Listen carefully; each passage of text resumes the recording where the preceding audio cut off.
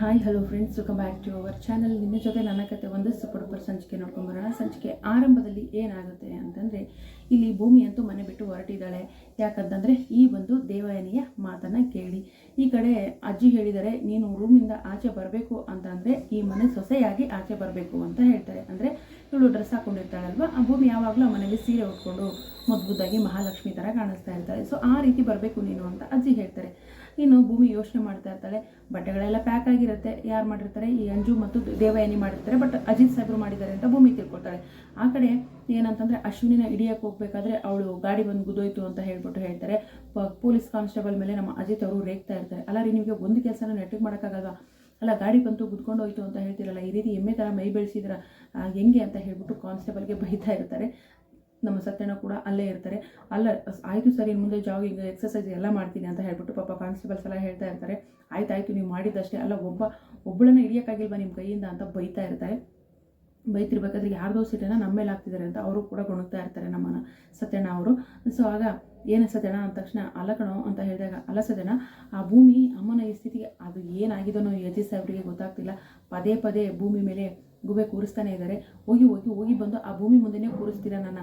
ಅಲ್ಲ ನೋಡಿ ಇಲ್ಲಿ ಎಂಥ ಅನಾಹುತ ಆಗಿದೆ ಅಂತ ಹೇಳ್ಬಿಟ್ಟು ಬೈತಾರೆ ಸತ್ಯಣ್ಣನಿಗೆ. ಅಲ್ಲ ಕಣಪ್ಪ ಅಂದಾಗ, ಅಲ್ಲ ಅದೇನದು ಅವಳ ಮೇಲೆ ಅಷ್ಟೊಂದು ಸಾಫ್ಟ್ ಕಾರ್ನ ನಿಮಗೆ ಅಂತ ಹೇಳ್ಬಿಟ್ಟು ಬೈಯಕ್ಕೆ ಶುರು ಮಾಡ್ತಾರೆ. ಈಗಿಂದ ಅಲ್ಲಪ್ಪ, ನಿನ್ನ ಕಾಂಟ್ರಾಕ್ಟ್ ಮದುವೆ ಆದಾಗಲೇ ಆಗೋಕ್ಕಿಂತ ಮುಂಚೆನೂ ನನಗೆ ಅವಳ ಕಂಡ್ರೆ ತುಂಬಾ ಇಷ್ಟ.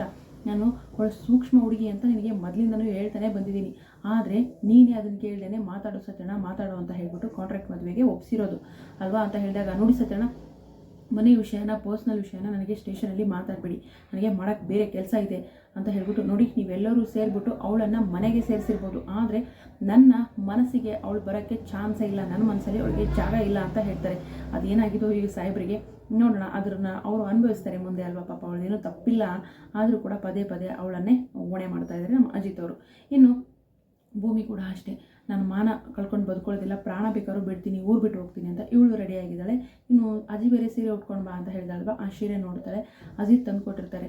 ಅದು ನಾನು ಏನೋ ತರಕ್ಕೆ ಹೋಗಿದ್ದೆ, ಈ ಸೀರೆ ನನಗೆ ತುಂಬ ಇಷ್ಟ ಆಯಿತು, ನೀವು ತುಂಬ ಚೆನ್ನಾಗಿ ಒಪ್ಪುತ್ತೆ, ಯಾಕಂತಂದರೆ ಮಾವನ ಮಗಳು ಅಶ್ವಿನಿ ಅಲ್ಲ, ಫ್ರಾಡ್ ಅಂತ ನನಗೆ ಗೊತ್ತು, ಈ ಸೀರೆನ ಚೆನ್ನಾಗಿ ಒಪ್ಪುತ್ತೆ ಅಂತ ಹೇಳ್ಬಿಟ್ಟು ಒಂದು ಸಾರಿ ಅದು ಯಾವುದೋ ಒಂದು ಸಂದರ್ಭದಲ್ಲಿ ಭೂಮಿಗೆ ಸೀರೆನ ತಂದುಕೊಟ್ಟಿರ್ತಾರೆ. ಆ ಸೀರೆನ ನಮ್ಮ ಭೂಮಿ ಇವತ್ತು ಉಟ್ಕೊಳ್ತಾ ಇದ್ದಾಳೆ. ಈ ಕಡೆ ಸ್ಟೇಷನಲ್ಲಿ ನಮ್ಮ ಶ್ರವಣ ಅವ್ರು ಬರ್ತಾರೆ. ಶ್ರವಣ ಅವ್ರು ಬಂದಾಗ, ಮಾವ ಮುಂಚೆಯಿಂದನೂ ಹೇಳ್ತಾ ಇದ್ದೆ ಮಾವ, ನೀವೇ ನನ್ನ ಮಾತು ಕೇಳಿಲ್ಲ, ಆದರೂ ಮಾವ ನೀವು ತಲೆ ಕೆಡಿಸ್ಕೊಬೇಡಿ, ನಮ್ಮ ನಿಜವಾದ ಮನಸ್ವಿನಿ ಎಲ್ಲೇ ಇದ್ದರೂ ಅವಳನ್ನ ಕರ್ಕೊಂಡು ಬರುವಂಥ ಜವಾಬ್ದಾರಿ ನಮ್ಮದು ಅಂತ ಹೇಳ್ಬಿಟ್ಟು ಶ್ರವಣಿಗೆ ಭಾಷೆ ಕೊಡ್ತಾರೆ. ಆದರೆ ಮನೆಯಲ್ಲಿ ಏನೋ ಹೇಳ್ತಾರಲ್ಲ, ಅಂಗೈಯಲ್ಲಿ ಬೆಣ್ಣೆ ಇಟ್ಕೊಂಡು ತುಪ್ಪಕ್ಕಾಗಿ ಊರೆಲ್ಲ ಹಲ್ದಾಡೋದ್ರಂತೆ, ಆ ರೀತಿಯಾಗಿದೆ ಇವರ ಪರಿಸ್ಥಿತಿ ಅಂತಲೇ ಹೇಳ್ಬೋದು. ಸೊ ಮನೆಯಲ್ಲೇ ಮನಸ್ವಿನಿ ಇದ್ದಾಳೆ, ಆದರೂ ಕೂಡ ಹಲ್ದಾಡ್ತಾ ಇದ್ದಾರೆ. ಇನ್ನು ನಮ್ಮ ಶಾರದಮ್ಮನವರು ಒಂದು ಸ್ವಲ್ಪ ವಾಕ್ ಮಾಡೋಕ್ಕೆ ಅಂತ ಭೂಮಿ ಕರ್ಕೊಂಡು ಹೋಗೋದು ಮಾಡ್ತಾಳೆ. ಅಡುಗೆ ಮನೇಲಿ ಕೆಲಸ ಇದೆ ಅಂತ ಹೇಳ್ತಾಳೆ. ಇನ್ನು ಶಾರದಮ್ಮನವರು ಭೂಮಿನ ಬಿಟ್ಟು ಇರೋಕ್ಕಾಗಲ್ಲ ಅನ್ನೋ ರೀತಿ ಅವ್ರು ಕೂಡ ಇದ್ದಾರೆ. ಯಾಕಂದರೆ ಎತ್ತು ಕರಳು ಮಗಳ ಬಗ್ಗೆ ಅವ್ರಿಗೂ ಫೀಲ್ ಆಗ್ತಾ ಇರುತ್ತೆ. ಬಟ್ ಅವರಾದರೂ ಪಟ್ಟ ಅಂತ ಹೇಳ್ಬಿಟ್ಟು ಭೂಮಿನೇ ನಮ್ಮ ಮಗಳು ಮನಸ್ವಿನಿ ಅಂತ ಹೇಳ್ತಾ ಇಲ್ಲ. ಇನ್ನು ಈ ಸತ್ಯ ಗೊತ್ತಿದ್ರೂ ಕೂಡ ಅಜಿತ್ ಮುಂದೆ ಬಾಯ್ಬಿಡ್ತಾ ಇಲ್ಲ, ಬಾಯ್ಬಿಟ್ರು ಅವ್ರಿಗೆ ಕೇಳೋದಿಲ್ಲ. ಯಾಕಂದರೆ ಅವರ ಮನಸ್ಥಿತಿ ಪರಿಸ್ಥಿತಿ ಎರಡೂ ಕೂಡ ಹದಗೆಟ್ಟಿದೆ ಅಂತಲೇ ಹೇಳ್ಬೋದು. ಹಾಗಾದರೆ ಏನಾಗುತ್ತೆ ಮುಂದಿನ ಸಂಚಿಕೆಯಲ್ಲಿ ಕಾದು ನೋಡೋಣ. ಭೂಮಿನೇ ಮನಸ್ವಿನಿ ಅಂತ ಗೊತ್ತಾಗುತ್ತಾ? ಭೂಮಿ ಏನಾದರೂ ಊರು ಬಿಟ್ಟು ಹೋದ್ಮೇಲೆ ಭೂಮಿನೇ ಮನಸ್ವಿನಿ ಅಂತ ಮತ್ತೆ ಹುಡುಕಾಟ ಸ್ಟಾರ್ಟ್ ಆಗುತ್ತಾ?